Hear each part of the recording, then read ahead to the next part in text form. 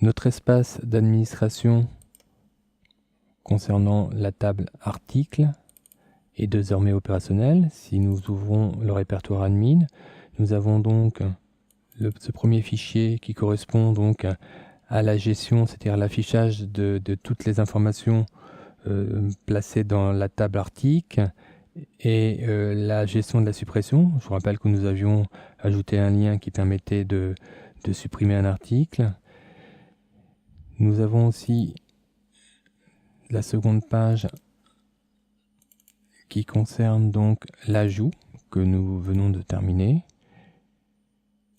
Et nous avons enfin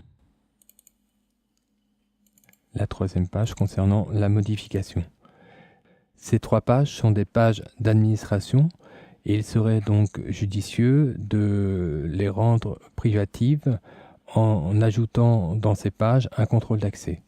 Nous avons déjà réalisé un système de contrôle d'accès dans les leçons précédentes. Je vous propose maintenant de l'appliquer à cette structure d'administration.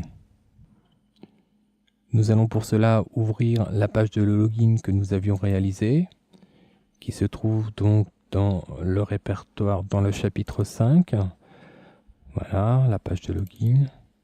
Cette page de login, je vous rappelle, permettait de contrôler l'accès par rapport à un code et de rediriger ensuite l'utilisateur vers une page spécifique. Nous allons donc maintenant modifier ce script de sorte à rediriger l'utilisateur vers la page gestion, donc article gestion.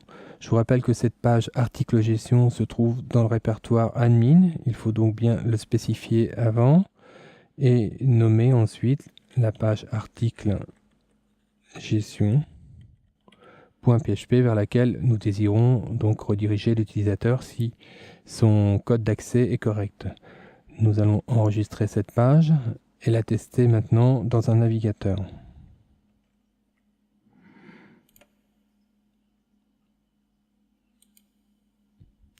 Cliquons donc sur le login. Nous allons taper donc le code 1, 2, 3, 4. Nous voyons donc que nous sommes bien redirigés sur la page ajout, donc du moins sur la page de gestion de la table article. Revenons dans notre éditeur de texte. Notre système renvoie bien donc sur la page de gestion, mais la page gestion ainsi que les deux autres pages ne sont pas protégées pour autant. Nous allons pour cela rappeler la page que nous avions modifiée dans l'application précédente, qui se nommait donc page privée. Et nous allons copier ce script dans le haut de notre page. Donc en l'occurrence la page gestion.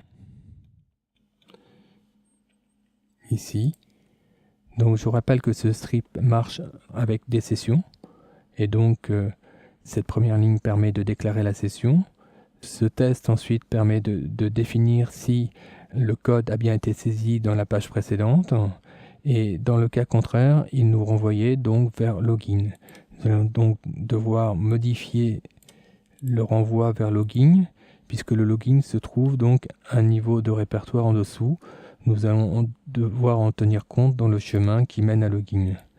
Nous allons enregistrer cette page et dupliquer cette modification dans les deux autres pages. Voilà.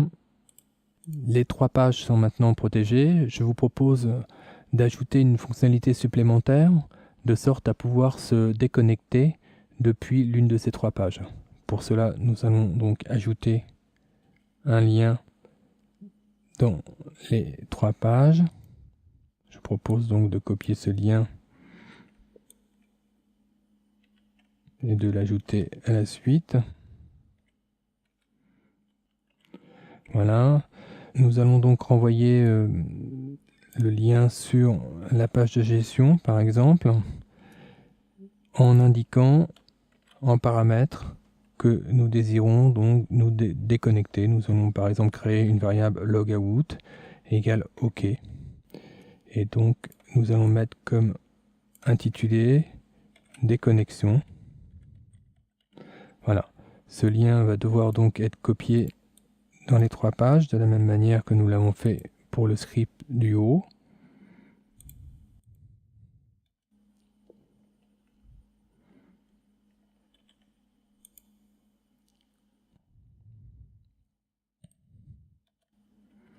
Et nous allons devoir donc ajouter une fonctionnalité supplémentaire ici en haut de cette page afin de détecter si l'utilisateur a cliqué sur le lien déconnexion. Donc je vais mettre déconnexion. Là, on va commenter cette partie de code. Donc, vérification, login. Donc, le test que nous devons réaliser dans ce lien déconnexion sera le suivant. Nous allons vérifier déjà que la variable que nous envoyons, c'est-à-dire du get, et dans le nom est logout, existe. Et si elle existe, nous allons donc déconnecter la session. Pour cela, nous allons utiliser la fonction unset, appliquée donc à notre variable de session. Session code, il est dessous, je vais le recopier.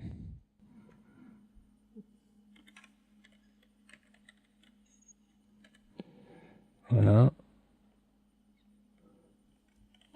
De sorte à supprimer cette session. Dès que cette session sera supprimée, le test qui est derrière, qui vérifie si elle existe, renverra donc l'utilisateur de nouveau sur le login.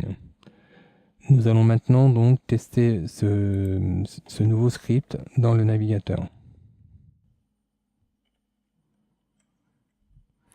Voilà, une fois dans le navigateur, actualiser la page, nous allons cliquer sur le lien déconnexion et nous nous retrouvons donc sur le login. Si par exemple nous pouvons faire une tentative d'intrusion sur notre page protégée, savoir dans l'espace admin, si nous cliquons par exemple sur la page gestion pour y accéder en direct, nous voyons que nous sommes automatiquement redirigés sur la page de login qui est nécessaire donc pour se connecter au système. Nous allons donc nous reconnecter par exemple 1, 2, 3, 4 et nous nous retrouvons donc dans notre page de gestion où nous pouvons évidemment passer de la page d'ajout à la page de modif tout en restant connecté. Les autres liens des connexions doivent fonctionner de la même manière, comme vous pouvez le constater.